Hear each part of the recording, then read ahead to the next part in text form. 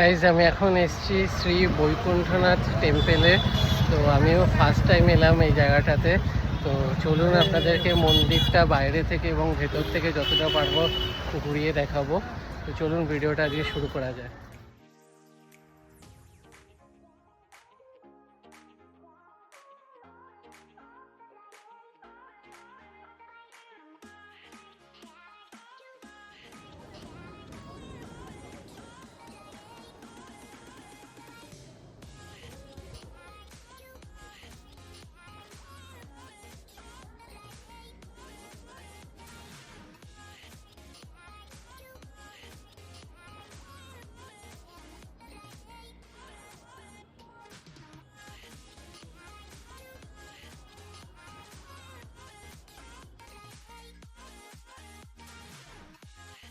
এটাও একটা কিন্তু খুবই সুন্দর মন্দিরটা, পুরো একদম তিরুপতির মন্দিরের মতো।